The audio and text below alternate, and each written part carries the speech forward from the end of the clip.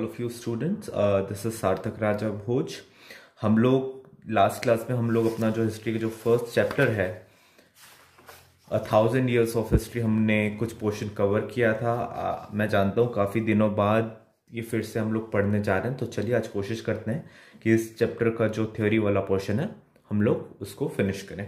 Right, तो चलिए आगे बढ़ते हैं. इसके पहले का अगर किसी ने भी नहीं समझ में आया तो फिर से एक बार वीडियोस को आप जाकर के देख सकते हैं, और अगर कोई भी प्रॉब्लम हो तो आप डाउट्स पूछ सकते हैं. राइट, चलिए आगे बढ़ते हैं. Changing social and political conditions. Apart from the major inventions of this period of history, there were important changes in social, political, economic and cultural systems in society. हमने लास्ट क्लास में discuss किया था कि paper का invention हो गया था उस समय, और काफी सारे इन्वेंशंस हुए थे. सो उसके अलावा और कौन कौन से इन्वेंशंस हुए, इन्वेंशंस नहीं, क्या क्या चेंजेस हुए इस समय में. ये जो 1000 साल का जो पीरियड है 700 to 1750 एडी के बीच का ये जो पीरियड है, इस समय क्या हुआ, जो सोशल चेंजेस बहुत सारे हुए. सोशल चेंजेस क्या होता है? Social changes are those changes which are related to society. जो समाज से रिलेटेड जो भी जो चेंजेस होते हैं हम लोग उसको कौन से चेंजेस बोलते हैं? सोशल चेंजेस बोलते हैं. पॉलिटिकल चेंजेस मतलब क्या होगा? Changes which are related to politics. Right. Economic changes मतलब which is related to economy. Economy मतलब पैसों से related. Right. And cultural systems, हमारे कल्चर से related. The 1000 years from 700 to 1750 AD saw many inventions taking place. तो ये जो समय जो था 700 से 1750 AD तक का, इसमें काफी सारे इन्वेंशंस हुए. कौन कौन से इन्वेंशंस हुए? Mechanical clock. आज जो हम लोग जो क्लॉक देखते हैं, राइट, वो जो कांटे वाली जो क्लॉक होती है उसको हम लोग बोलते हैं मैकेनिकल क्लॉक. सो उस समय वो भी इन्वेंट हुआ. वर्टिकल विंड मिल्स, आपने देखा होगा कि काफी विंड मिल्स, आप लोगों को पता होगा कि उससे जो हवा की जो एनर्जी होती है, जो विंड एनर्जी जो होती है, उससे कैसे इलेक्ट्रिसिटी जनरेट की जाती है जहां पर ब्रीज काफी तेज होती है. Right.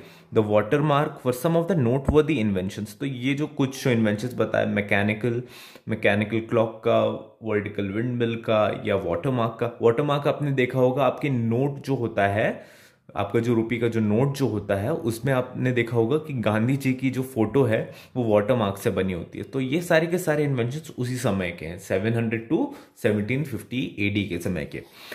Cannons, plate armor and steel crossbows changed the profile of wars. So उस समय जब आपने देखा होगा कि जो आप लोगों की जब मम्मी लोग जब टीवी सीरियल्स देखती हैं, हिस्टोरिकल टीवी सीरियल्स जो देखती हैं, तो उसमें कैसे लोग पहले लड़ा करते थे? वो लोग लड़ते थे तलवारों से.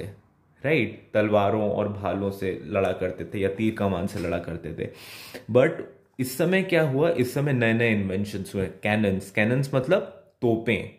राइट. तोपें आ गई, प्लेट आर्मर आ गए, स्टील क्रॉसबोस आ गए. और इन सब की वजह से क्या हुआ कि जो वॉर जो था, जो पहले जो ट्रेडिशनल तरीके से जो लड़ा जाता था वॉर, वो उसका तरीका जो था वो चेंज हो गया. The most important inventions were those of paper and the spinning wheel, both influencing the course of history in their own ways. जो सबसे इंपॉर्टेंट इन्वेंशंस जिसको हम बोल सकते हैं वो था एक पेपर का. क्यों? क्योंकि उसने पूरा का पूरा जो पहले, या अगर आपने देखा होगा आज भी, अगर आप कोणार्क टेम्पल जाते हैं या सांची स्तूप वगैरह अगर आप जाते हैं तो आप देखेंगे वहां पर लोगों ने कैसा लिखा हुआ, किस चीज के ऊपर लिखा है? उन्होंने पत्थरों पे लिखा हुआ है. पत्थरों पे वो सारी की सारी चीज इनग्रेव्ड है. या फिर पहले लोग क्या करते थे, जो पत्ते होते हैं ना हमारे लीव्स, उसमें वो लोग लिखा करते थे, उसमें वो लोग मार्क किया करते थे. तो उससे हमको पता चलता है कि हाँ यार, वो लोग उस समय वैसे लिखा करते थे. बट जैसे ही पेपर आया तो उसने पूरी की पूरी दुनिया चेंज करके रख दी, क्योंकि पेपर जो था वो ज़्यादा ड्यूरेबल था. राइट. आप उसको बहुत इजीली आप उस पर कोई चीज़ें लिख सकते थे, और बहुत ही आसानी से वो डैमेज नहीं होता था पेपर. राइट. और क्या था? स्पिनिंग व्हील इज चरखा. आपने देखा है इंडिपेंडेंस जो मूवमेंट था हमारा, गांधी जी का जो सिंबल जो था राइट कि जो सेल्फ रिलायंस का जो पूरा का पूरा जो वो था, वो किससे सिंबलाइज किया जाता था? वो उस समय सिंबलाइज किया जाता था चरखे से, ताकि हम लोगों को किसी और की जरूरत नहीं है ये शो करने के लिए कि हम लोग अपने आप में सेल्फ सफिशिएंट है, राइट।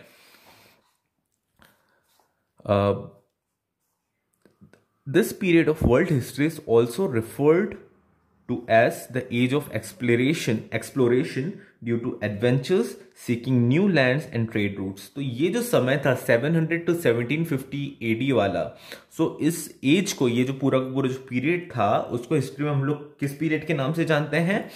As of exploration. किस पीरियड के नाम से जानते हैं? एज ऑफ एक्सप्लोरेशन पीरियड की वजह से। एक्सप्लोरेशन मतलब क्या होता है कि कुछ नई चीज को डिस्कवर करना या कुछ नई चीज को एक्सप्लोर करना, राइट। सो उस समय क्या हुआ था, हमने जाना था कि क्रिस्टोफर कोलंबस जो था, उन्होंने भी इसी समय सी रूट को खोजा था। आपने देखे कई सारे नए नए इन्वेंशंस हुए, मैकेनिकल क्लॉक आई, पेपर का इन्वेंशन हुआ, विंडमिल का इन्वेंशन हुआ, वाटर मार्क का इन्वेंशन हुआ और बहुत सारी चीजों का इन्वेंशन हुआ, राइट। तो इसीलिए इस एज को क्या बोलते हैं? Age of exploration. Vasco da Gama, Christopher Columbus, Magellan वो pioneers in this field. In this field मतलब जो ट्रेड रूट्स को जो खोजने वाला जो ये है फील्ड, इसमें इन लोगों की, इसको पायनियर्स बोला जाता है। पायनियर्स मतलब जो वो इंसान जो कि उस फील्ड के बहुत ऊंची पद तक पहुंच चुके हैं, राइट। जैसे अगर हम क्रिकेट की बात करें तो सचिन तेंदुलकर को क्रिकेट का पायनियर कहा जाता है, राइट, कि वो इंसान जिसने उस फील्ड में बहुत सी चीजें अचीव की है, राइट। चलिए आगे बढ़ते हैं। Most of the inventions occurred either in Greece और रोम और इन चाइना। ज्यादातर इन्वेंशंस जो थे उस समय के, राइट, वो कहां पर हुए उस समय? ग्रीस में हुए, रोम में हुए या फिर चाइना के आसपास के रीजन्स में हुए, right. Traders and travellers from these land visited India bringing with them knowledge from there lands. आप सोच रहे होंगे कि जब ये सारी की सारी चीजें ग्रीस में हुई, रोम में हुई, चाइना में हुई, तो वो यहां तक कैसे पहुंच गई, हमारे इंडिया में कैसे पहुंच गई, हमको कैसे पता चला कि ये सारी चीजें थी? ये हमको ऐसे पता चला कि वहां से जो भी जो ट्रैवलर्स, आप जानते हैं, आप कई बार जाते हैं घूमने के लिए, राइट। होता है कई बार आप आगरा जा रहे हैं या फिर आप कहीं और जा रहे हैं, अपनी नानी के घर जा रहे हैं, तो होता है कई बार कि आप यहाँ की चीजें वहां पर भी लेके जाते हैं। तो उसी तरीके से जब चाइनीज ट्रैवलर्स या जो ग्रीक ट्रैवलर्स जब इंडिया में उन्होंने ट्रैवल किया, तो वो अपने साथ वो सारी की सारी चीजों को, वो नॉलेज को या वो मटेरियल्स को लेकर के आए। उससे हम इंडियंस को भी उस बारे में क्या चला, पता चला, right. Sometimes between 850 AD to 1000 AD, the Chinese were the first to discover gunpowder and use it effectively in war. 850 AD से 1000 AD के बीच, ये जो 150 इयर्स का जो ड्यूरेशन था, इस समय जो चाइनीज लोग जो थे, उन्होंने गन पाउडर डिस्कवर किया। अच्छा, ये गन पाउडर क्या होता है? गन पाउडर इज बारूद, राइट। बारूद जो आपने देखा होगा, जो हम लोग जब पटाखे फोड़ते थे, अभी तो अब नहीं फोड़ते हैं पटाखे, बट जब फोड़ा करते थे हम लोग, तो हम लोग उसमें क्या यूज होता है? बारूद यूज होता है। तो उस समय सोचिए कितने साल पहले, उस समय क्या हुआ था? जो चाइनीज पीपल थे, उन्होंने गन पाउडर को डिस्कवर किया था। और उन लोग क्या करते थे? गन पाउडर का यूज किस में करते थे? लड़ाइयों के समय करते थे, क्योंकि ये पूरे तरीके से एक नया कॉन्सेप्ट था अपने आप में गन पाउडर, क्योंकि और किसी को पता नहीं था। Babur used it very effectively to fire his guns and field artillery in the first battle of Panipat against Ibrahim Lodi. आपको पता है कि जो फर्स्ट बैटल ऑफ पानीपत जो थी, जिससे कि जो बाबर जो थे वो इंडिया में उन्होंने आए थे, राइट। सो उस समय जो फर्स्ट बैटल ऑफ पानीपत जीतने का जो एक बहुत बड़ा जो श्रेय जाता है, वो गन पाउडर को जाता है, क्योंकि उस समय बाबर ने क्या यूज किया था? उस समय उन्होंने गन पाउडर का इस्तेमाल किया था। ये जैसे आप देख सकते हैं, one of the cannons used by Babur, ये एक हाथ कैनन की एक तस्वीर आपको दिख रही है जो कि बाबर ने उस समय यूज की थी, राइट। आगे बढ़ते हैं, चलिए। With increased interaction, the idea of moving from one place to another in India also gained significance. Interaction मतलब बातचीत करना, अगर आप दोनों, आप और आपके दोस्त बैठ करके कुछ बातचीत कर रहे हैं, तो क्या बोलेंगे? आप किसी के साथ इंटरेक्शन कर रहे हैं, राइट? सो जब जैसे जैसे इंटरेक्शन बढ़ा, सो जो ये जो आइडिया था क्या, इधर से उधर मूव करने का, the idea of moving from one place to another in India, जो माइग्रेशन का जो कॉन्सेप्ट है, राइट? माइग्रेशन इज, आप जब एक प्लेस से दूसरी प्लेस तक जाते हैं उसको हम लोग बोलते हैं माइग्रेशन।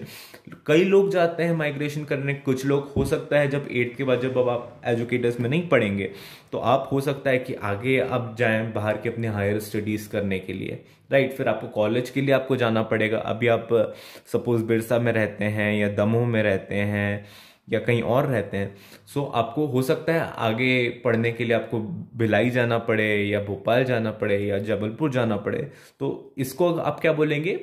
माइग्रेशन। एक तरीके का ये माइग्रेशन है फॉर एजुकेशनल पर्पस, राइट? आपने पढ़ाई के लिए आप इधर से उधर गए। सो जैसे जैसे इंटरेक्शन बढ़ा लोगों का, ये जो चीज थी इधर से उधर मूव करने वाला विद इन इंडिया का जो कॉन्सेप्ट है, ये भी काफी पॉपुलर हो गया। Traders, scholars, artists from Indian subcontinent traveled within India and overseas in search of better opportunities. Traders मतलब क्या होता है? बिजनेसमैन जो कि ट्रेड करते हैं, राइट? स्कॉलर्स मतलब जो कि पढ़ाई लिखाई की चीजों में जो कि काफी अच्छे होते हैं, राइट? कुछ स्कॉलर्स का नाम आप कमेंट सेक्शन में बताइएगा, स्कॉलर कौन कौन से हमारे इंडिया के स्कॉलर्स हुए। एक हाथ तो मैं बता देता हूं आपको, राजा राम मोहन रॉय हो गए, राइट? और बाकी स्कॉलर्स का आप नाम बताएंगे। एक हाथ तो आपकी इंग्लिश की बुक में भी है, राइट? आप उसमें से आप उनका नाम बताइएगा मुझे, को कौन है स्कॉलर। कहाँ पहुंचे थे हम? ओके, आर्टिस्ट जो कि जिन्होंने आर्ट की फील्ड में जिन्होंने अच्छा काम किया, उसको हम लोग क्या बोलते हैं? आर्टिस्ट। जैसे आप लोग, कुछ लोग होंगे जो कि बहुत अच्छा गाते होंगे, या कुछ लोग होंगे जिनको डांस का शौक होगा, कुछ लोग होंगे जिनको पेंटिंग का शौक होगा, तो उनको हम लोग क्या बोलेंगे? आर्टिस्ट बोलेंगे, right? So traders, scholars, artist from the Indian subcontinent travelled both with in India and overseas in search of better opportunities. ये जो सारे के सारे जो लोग थे, ये लोग क्या करते थे? ट्रैवल किया करते थे विद इन इंडिया, इंडिया के अंदर भी और या फिर इंडिया के बाहर भी। किस लिए? ताकि उनको बेटर अपॉर्चुनिटीज मिल सके, राइट? जैसे मैंने आपको बताया था, आप बाहर जाएंगे किस लिए? ताकि आपको पढ़ाई लिखाई की और बेटर अपॉर्चुनिटीज मिल सके। Farming technique also underwent changes during this period due to the introduction of watermill, meaning new crops like tea, coffee, potato, corn all gained entry and acceptance into the Indian diet.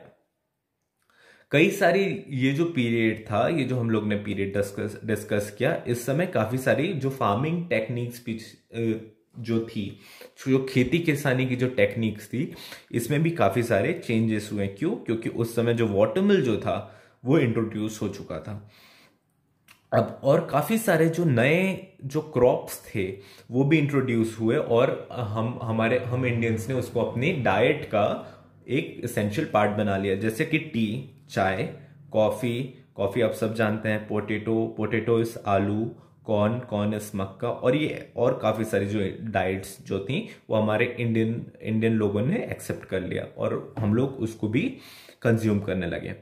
More and more areas were being covered under agriculture. This period also saw the emergence of indigenous groups of people become politically strong.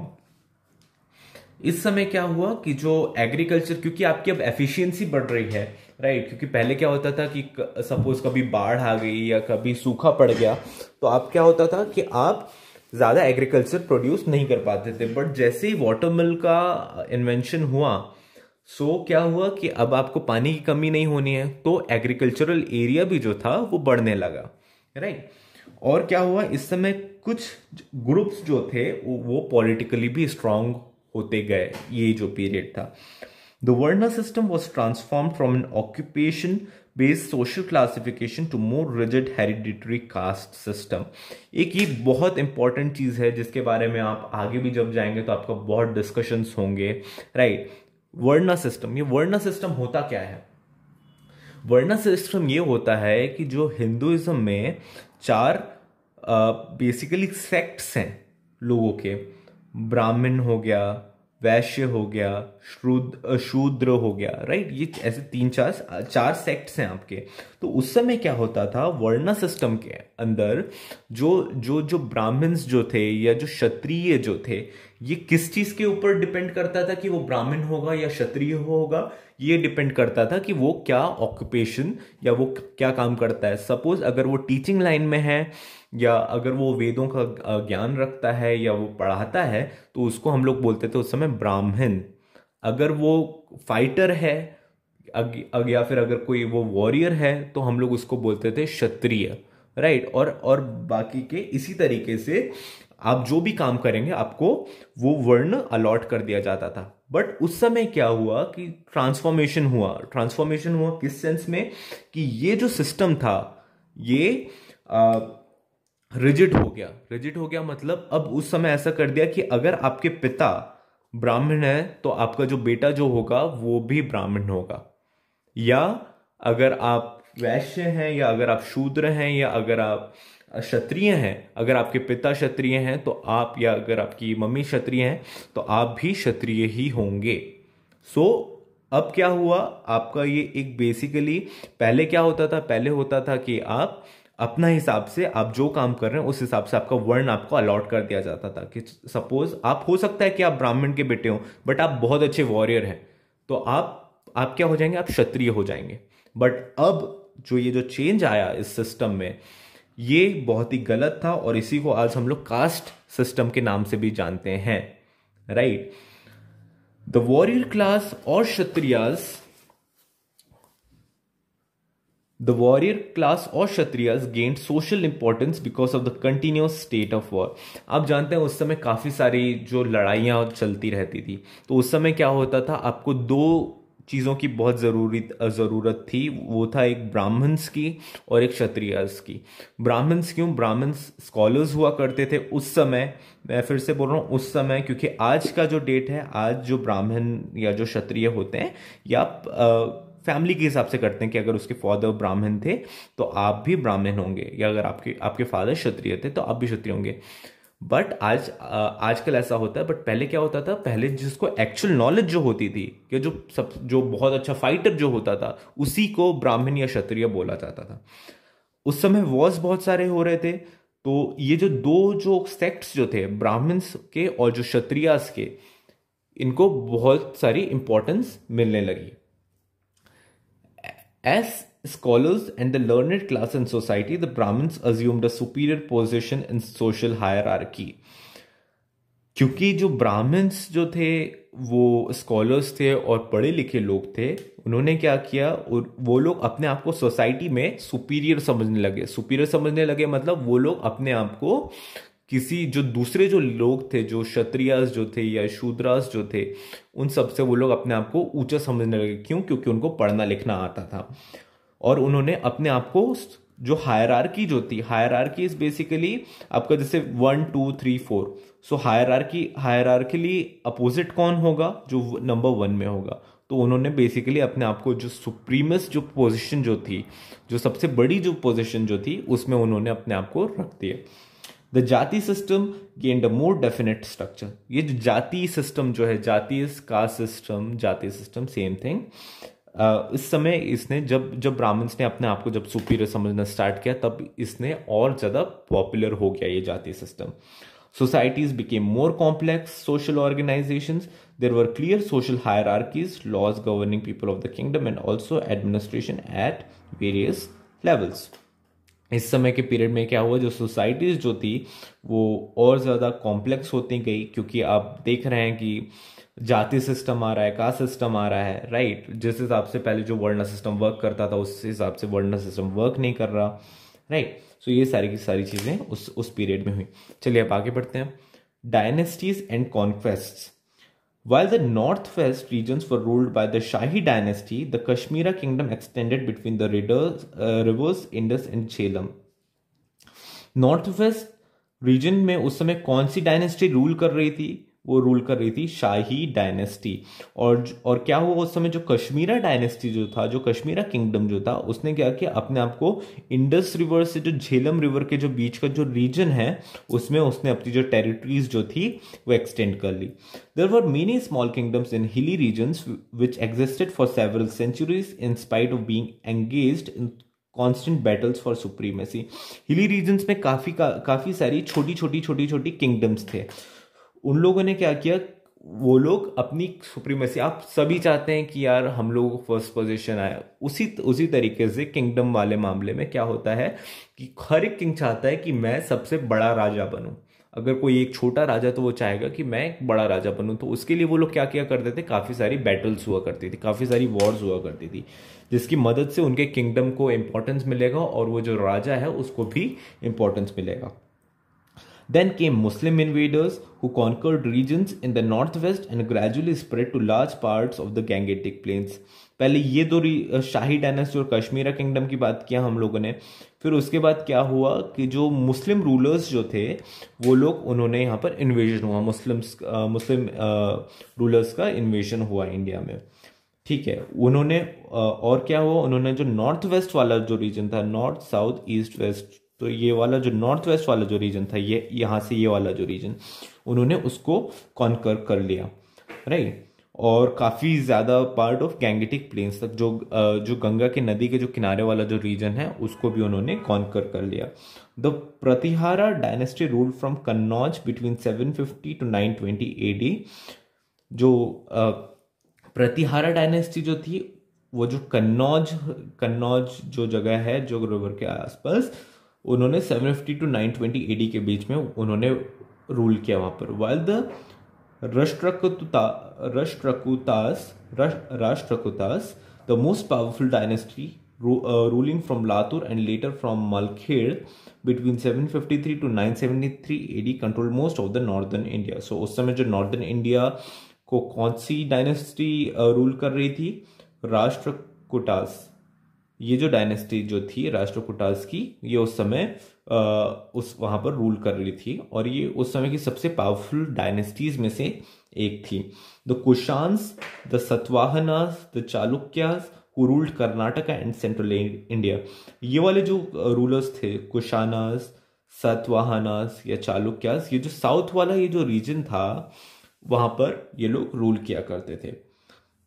Okay, the Kakatiyas or of Warangal, the Hoysalas of Halebeedu, the Pallavas who ruled for the down south from Kanchipuram, and the Cholas who covered most of peninsular India and Southeast Asia ruled southern India during different or overlapping periods। ये सारे के सारे जो rulers यहाँ से लेकर के जो इतने सारे जो रूलर्स बताया आपको, कुशानास बताया, सतवाहनास बताया, चालुक्यास बताया, चोलास बताया, पांड्यास बताया, चेरास बताया, पल्लवास बताया, तो ये सारे के सारे जो रूलर्स थे, ये जो छोटे छोटे जो किंगडम्स थे, ये जो साउथ का जो रीजन था आपका, उसमें ये लोग उस समय रूल कर रहे थे। The Vijayanagara empire rose to power around 1343 around 1343 after the decline of these kingdoms. जब ये सारे के सारे जो किंगडम्स थे ये थोड़े से वीक हो गए, तो उस समय एक एम्पायर वहां पर स्प्रेड हुआ और उस एम्पायर को हम लोग किस नाम से जानते हैं, Vijayanagara empire, right. In 715 AD, India was attacked for the first time by a Muslim, Muhammad bin Qasim, who attacked Sindh। So 715 AD में इंडिया को पहली बार उस समय एक मुस्लिम रूलर ने अटैक किया जिसका नाम था मोहम्मद बिन कासिम। और ये कब अटैक हुआ, 715 AD में। The Vijayanagara empire at its peak was larger than the area shown in the map. ये जो मैप है, जब वो अपने जो सबसे ज्यादा जब एरिया उस समय जब वो कवर कर रहा था, अपने बेस्ट पोजीशन में जब वो था, तो इससे भी ज्यादा वो एरिया कवर किया करता था Vijayanagar empire. According to Paes, a Portuguese visitor who had visited the above empire in 1520 and renaissance cities of Italy, it is so rich and beautiful that you would hardly find a similar empire anywhere else. So एक Portuguese visitor थे, नाम था उनका पायस। जब उन्होंने Vijayanagar empire को visit किया करके, तो उनका उन्होंने अपनी बुक में लिखा है कि वो विजयनगर एम्पायर इतना ब्यूटीफुल था, इतना ज़्यादा रिच था कि आपको और कोई भी एम्पायर मिलेगा नहीं इस किस्म का जो कि इतना ब्यूटीफुल हो। राइट। सो चलिए आगे का जो हम लोगों का जो पीरियड है, हम लोग ने यहाँ तक हम लोग ने सारी की सारी चीज़ें कवर कर ली है। आगे की क्लास में हम लोग फॉर श्योर ये जो लास्ट जो है इसको हम लोग कंप्लीट कर देंगे। चलिए तो हम लोग मिलते हैं नेक्स्ट क्लास में। Bye bye, take care.